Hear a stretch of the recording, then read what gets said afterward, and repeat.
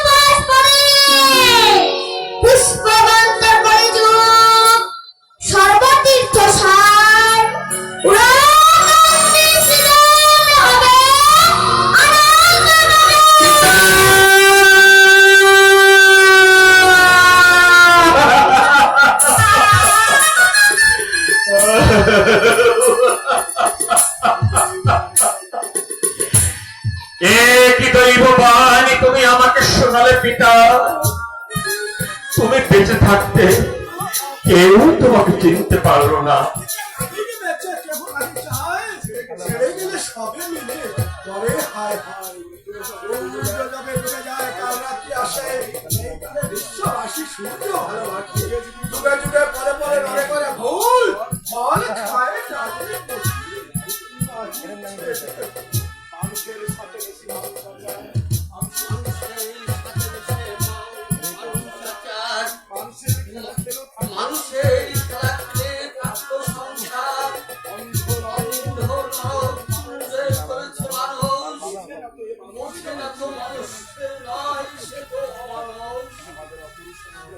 আমাদের অকুল সমুদ্রে ভাসে দিয়ে সে মানুষ যে চলে গেছে তার ভবানন্দ, এই শূন্য পুরীতে এসে আর তোদের কি লাভ বল?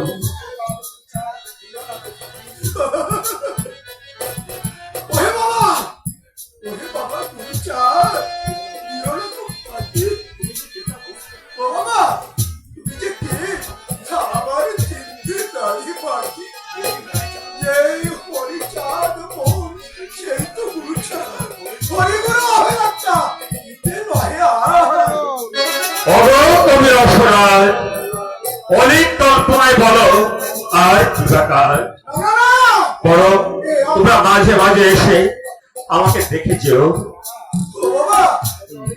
আমাদের অনেক কল্পনা অনেক কল্পনা নয়,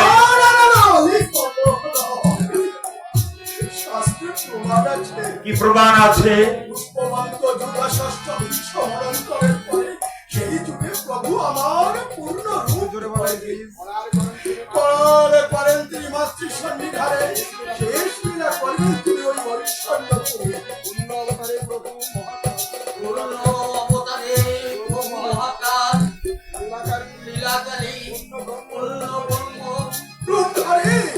আপনে শ্রী হরি বারবার অবতার হবে না কার শেষ লীলা চলবে তার বংশ পরস্পর। ওগো কবি রসরাজ, শুধু এই কথা জানাবার জন্যই কি তোমরা আমার কাছে ছুটে এসেছো?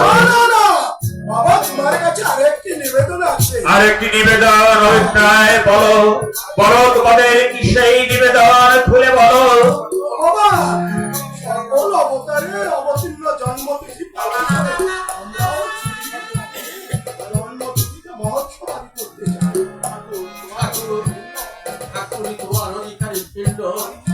আমি কিছুই করতে পারি ঠাকুর।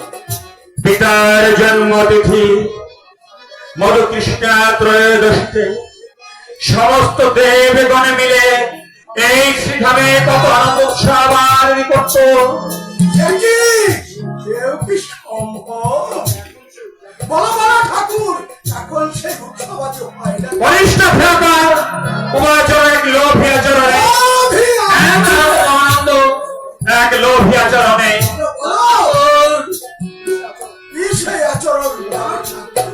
পিতার জীবন কালে কোন এক মধুকৃষ্ণা ত্রয়োদশী রজনীতে সমস্ত দেবগণে মিলে এই শ্রীধামে কত আনন্দ উৎসব করছিল।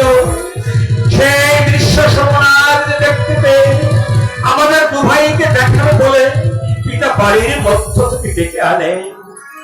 বহুক্ষণ পিতার লক্ষ্য থেকে সেই দৃশ্য দেখেছিলাম। তারপরের ঘটনা বলতে তারক মহানন্দ আমার রক্ত বিদীর্ণ হয়ে যায়। বাড়ির পশ্চিম ভাগে সহস্র দোকান পাটে কত কেনা বেচা, আর বাড়ির দক্ষিণ ভাগে হচ্ছে দেবতাদের ঘোর দৌড়। স্বার্থলোভী উমাচরণ গিয়ে তার মধ্য থেকে শ্রেষ্ঠ ঘাটি ধরে রাখার জন্য জিদ ধরলো আর পিতার কাছে নিয়ে এলো। তখন পিতার চমক ভেঙে গেল। তখন পিতা বলল, না রে উমাচরণ না,